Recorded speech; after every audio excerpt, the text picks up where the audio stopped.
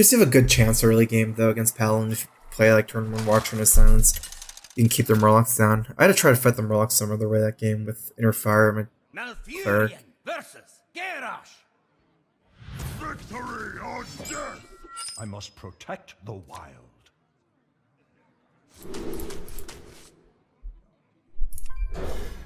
Keep the Innervate, drop everything else. See if we can get a Crab Crawler. Otherwise, we're looking for a wide board like Corsair, Ravens, then just Mark of the Lotuses. I think just this deck's usually favored against Warrior. I've been really thinking of taking Crab out from this deck. I didn't do it because last game I just played against Murloc Pally, but Murloc Pally as a whole is not super common right now. You actually capped some cards. Axe is pretty likely here. If you want to play around Axe, you need to play Tar Creeper. Tar Creeper has 1 DPS though. If we go to 4 mana, we can play both these. That does push in a lot more damage, but we can't play on curve as easily. If I go Innervate Creeper into Coin Creeper, we're losing at least like 5-6 damage at the cost of maybe playing more on curve.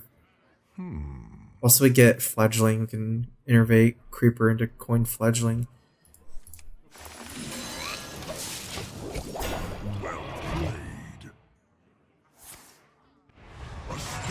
Looks like he didn't have Axe anyways. I actually like Raven Coin Mark more than Creeper, even though I'm not getting the attack on Mark instantly. It's just, this is a 4/4, so 1/5. So I can one-shot Cleric now. I mean, Acolyte of Pain. That Mark was really good, actually. I need card draw this matchup. Not just all of a tempo.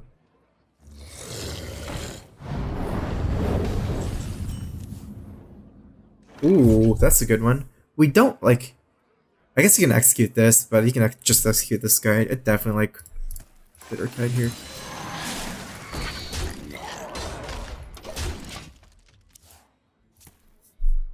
Got one more turn until potential Brawl. He just used Ghoul, so it might be hard for him to use Execute on the 8/8 to maybe attack Sleep of the Fishes. Out of my jungle! Stonehill is kind of just letting it go. Brawls is most likely play here. I like Swipe more than Savage Roar, even though it's hard to get more value from Savage Roar later after a board clear. I'm thinking if I swipe the 3/3 and just value trade here. I wonder. Or if I just swipe this Skull Face. That does help me. It's like worse than Sleep of the Fishes. Sleep of the Fishes Execute. Not that he had it. Or he would have... Time waits for no one. Player and Brawl, I think it's actually better this way. So I kill both his minions and he has 33% chance of leaving up the 8/8 with Brawl. Also against Sleep of the Fishes I cleared, now that Sleep doesn't clear Tar Creeper.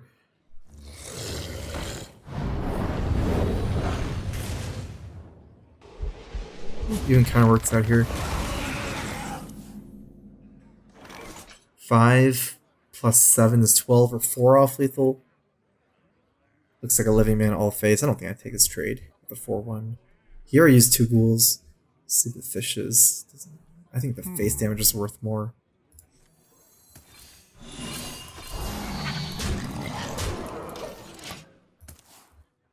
Oh, what happened to my cursor?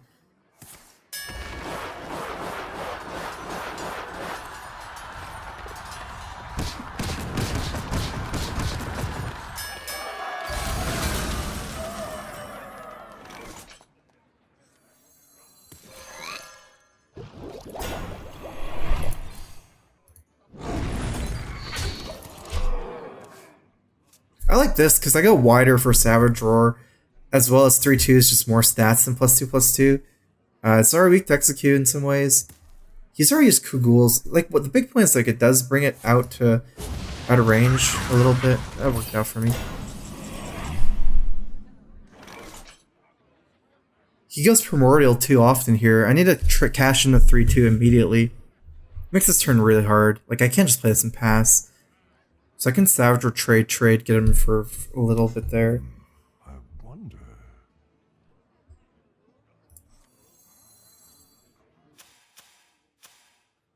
Time Time waits for no one.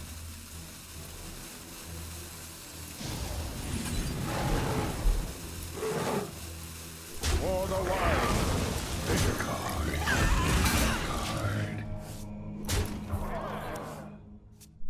This is a really good card in this matchup. I like using it at higher in Legend and not in lower rankings though. Too much aggro at lower rankings to use Genzo. I can get some cards. Go fish.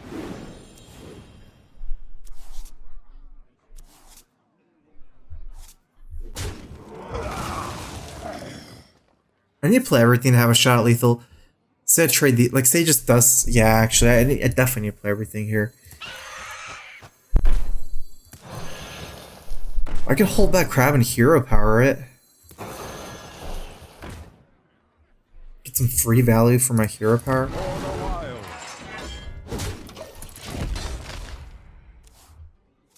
I don't think he makes this trade anyways. It's gonna make me trade into the Drake next turn, potentially. I have an axe to grind. Well, if he kills us with a weapon or execute, he can take the trade into the hatchling, but... Armor made to fit.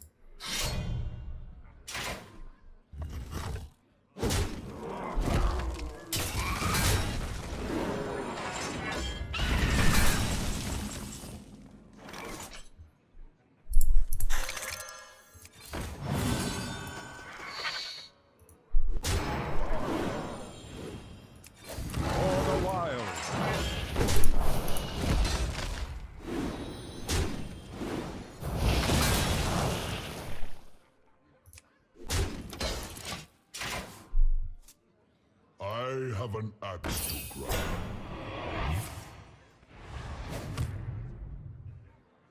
Let the pain speak to me. Oh no, that Acolyte's scary.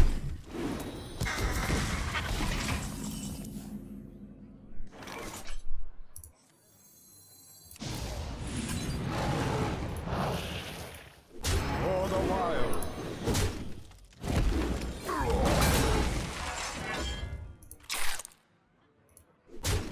This is a game of card advantage right now. Even if I hit him for 4, I still never kill him. My wins come from Bitter Tide / Living Mana this game. And running him out of cards. Super low in cards.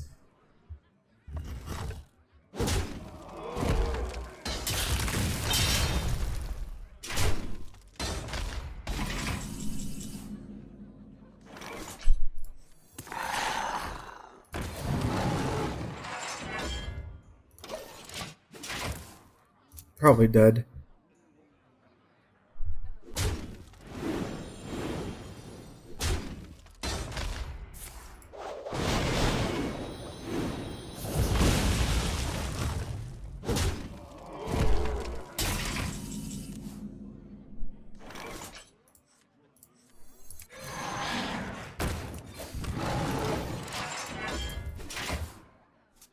Living Mana would have been actually way better than this.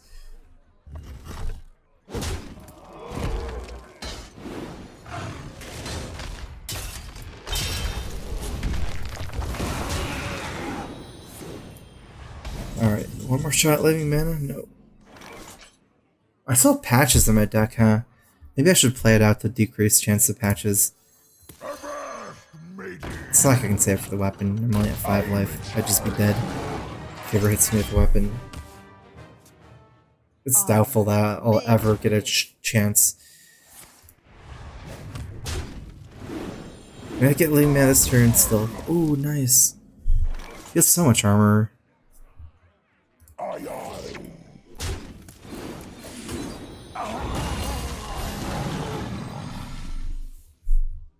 It's not unreasonable for me to just make an attack again here into it. Although wait, if he both faces me, then I swing. It's not like I can swing again next turn. Actually, let's see. 1, 2, 3. If I swing 4, 5, swing again 6, 7. But I'll have 8 armor. Although that forced me to kill Armor Smith. Although I'm always killing Armor Smith anyways. Then you can just take the trade, but into one of my 2/2. I think it's wrong. You can take a trade.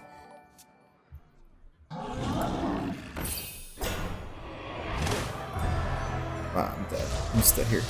Just a weapon. 4, 5, 6, 7. Alright, I'm gonna go to the bathroom real quick. I'll be right back. The shotgun Pete donated $5. Hey StrifeCro, any plans on running Freeze Mage this season? Been trying to learn it and have been playing Laughing's version.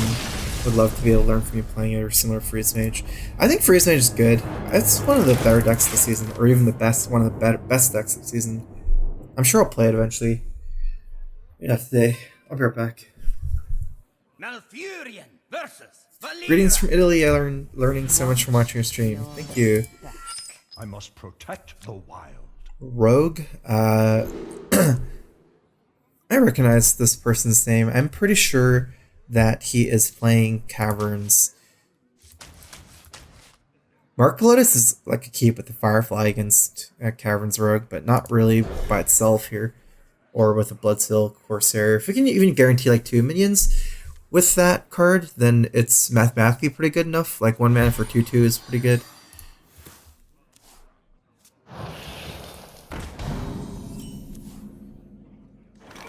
He's playing Caverns, kept this card, played Firefly, just didn't play Caverns on turn 1, very standard. We're playing Raven at trades best here. I'm not going to do the Corsair until I get... Well, I don't want to have the patches out against the 1/2 because it gets killed for free.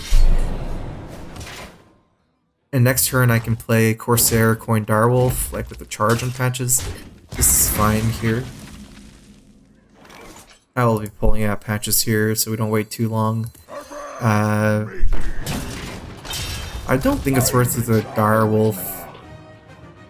It's just bad fundamental mechanics of Hearthstone to do that. Like to coin it out for 1 to 2 face damage immediately, where I could just save the coin, do it next turn. I say 2 because if he daggers this again, it would be technically 2.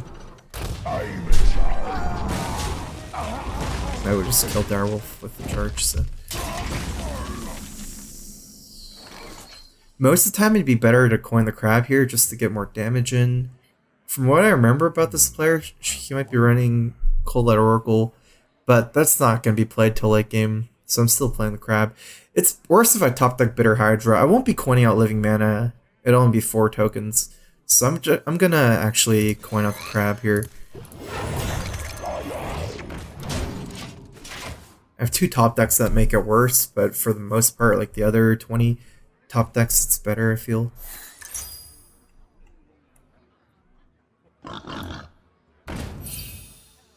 Okay, so this is the minion that he's using. It's cool to have a taunt's like not doing any charge stuff, but oh wow, that was just for that one mana to play on curve. Because Shadow Step can be played for 0 mana, and Tusk Boar can be played for 1. So he did this just to save that 1 mana. I think it's a setup for something. What if it's a setup for whatever? It's not like it play any different. But it could be a setup for Prep Vanish here often.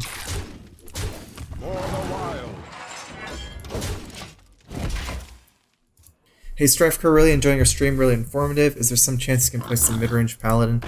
I don't like mid-range Paladin anymore at all because mid-range Paladin got killed off in the meta by this Druid running crabs. You almost never beat a crab opening, and even against a non-crab opening, you pretty unfavored. Like the straight Murloc aggro Paladin is more okay, but mid-range Paladin is really... I don't think it's a good deck overall. What's he at? He's at 3 now with 1 board in his hand.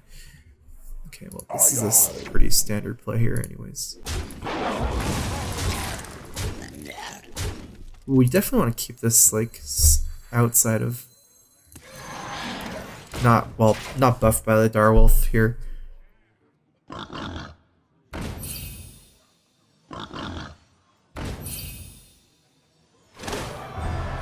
Because it gets Glacial Shard a lot, I don't want it to eat up one of the Direwolf charges.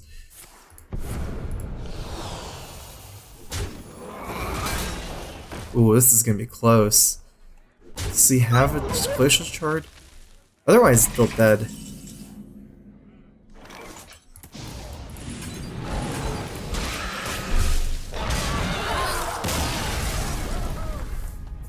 XX Blazing Archon, XX, thanks for the sub. Welcome. Here is a Crowfist.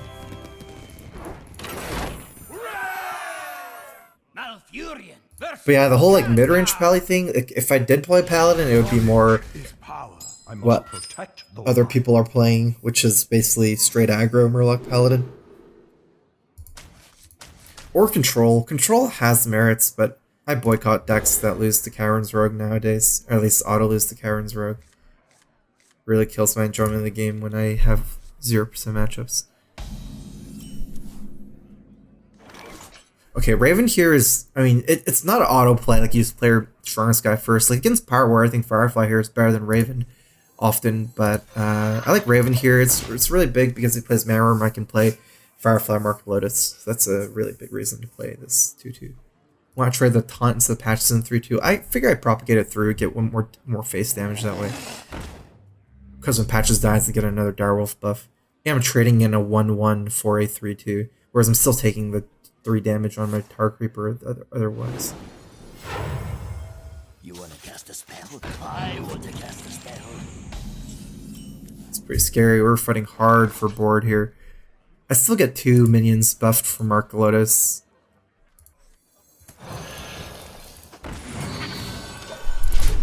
This coin book was really good for him.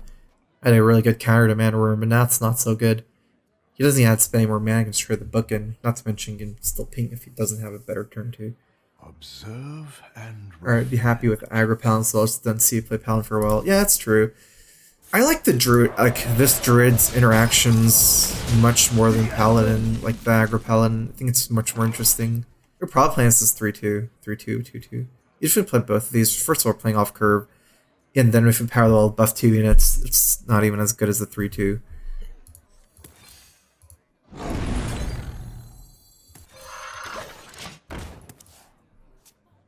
Is it worth considering playing Flame Elemental over the 2-2? Kind of weak to Volcanic. I mean, I can't play nothing to be too weak against Volcanic. Like, I do have to play at least something, but I could see this because I can keep a Beast for Marquia Charge if I get Volcanic. Ooh, that's a good top deck. I'm definitely trading. Fireball plus this kills my Bitter Tide, so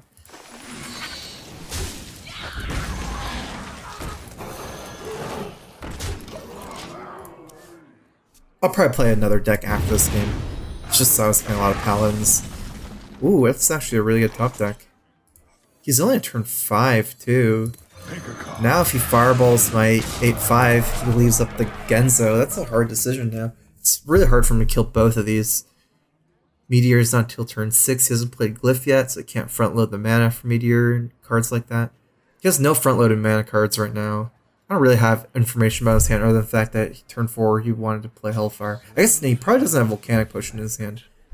He would not play Courier in 3 instead of Volcanic. He didn't play Archaeologist yet. I might be able to catch him with his pants down. Just with no block. Have you thought about running Nourish in this deck? No. I mean, I thought about it, but said no. Nourish and Aggro Druid is not even that close to running, I feel. I really like Jeeves, though. Too bad he can't. Jeeves is so much better than Genzo. I don't even think Genzo's core, whereas Jeeves is super core and wild. Ooh, feels bad. Okay, we want to play this to get more card draw. Play it here. If he meteors, at least we'll have less minions surrounded by this guy.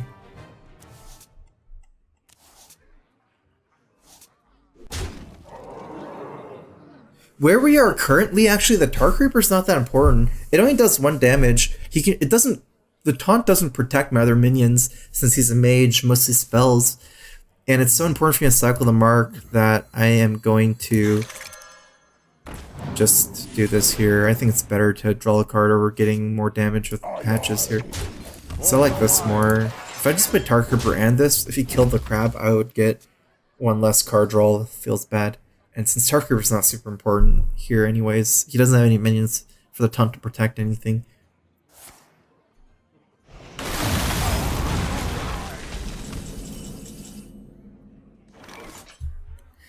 I like these over Living Mana. Living Mana is really good after Flame Strike here, more so than into the Flame Strike.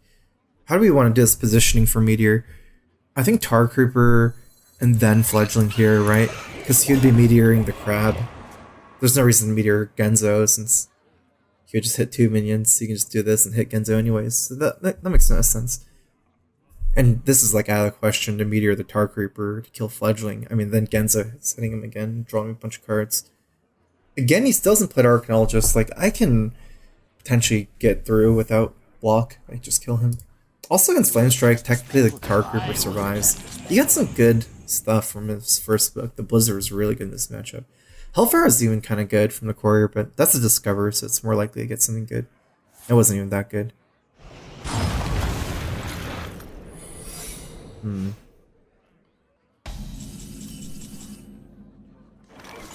We're not going to Living Mana here. We have enough on board. We only really get wiped by AoE cards. Against Flame Strike, he can trade this in, but that's not that important. The one face damage is not important. I think there's some merit to going face, though, if it's Barrier. We can pop it for Medivh's Valet. He hasn't played any yet. Most people are running 2 ice blocks and 1 counterspell nowadays on 0 barriers. Like, if he has Valet here, he doesn't even need to play AoE. Like, I could see like Valet Frostball or double Valet and something being good enough this game. This turn, at least.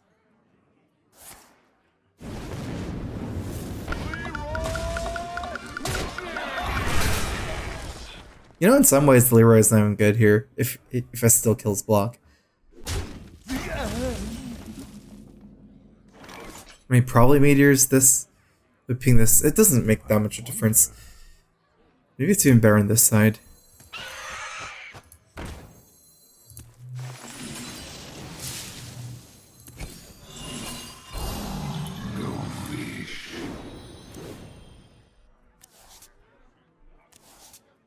That swipe is so good here.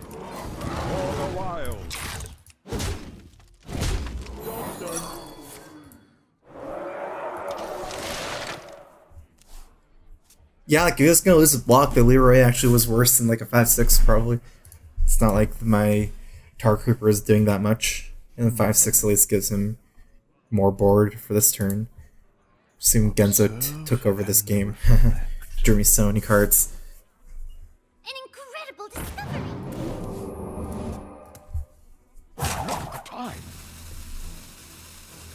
Okay, well that's a secret from Archaeologists. 50% chance of ice block, 50% chance counterspell. Kind of. I mean, I'm assuming that it's ice block or it's dead. It doesn't really matter at this point. 1 and 2 doesn't really matter. In some ways, better develop Bitter Tide here.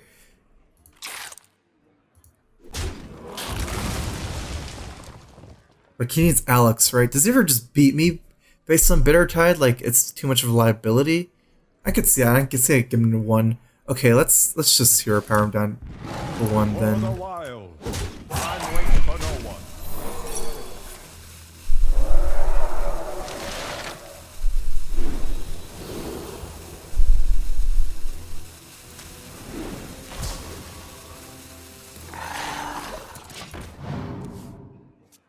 As long as I have 15 damage on board combined with Swipe, Alexstrasza is fine.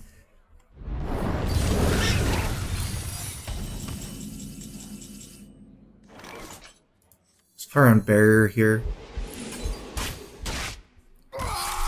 Because he can't, yeah, I mean, like, if it's Counterspell, it dies anyways, right? With my board. He's already played both blocks, and there's no random secrets this game, so. There can't be a third ice block, or in which case that's the only scenario which I would waste to swipe.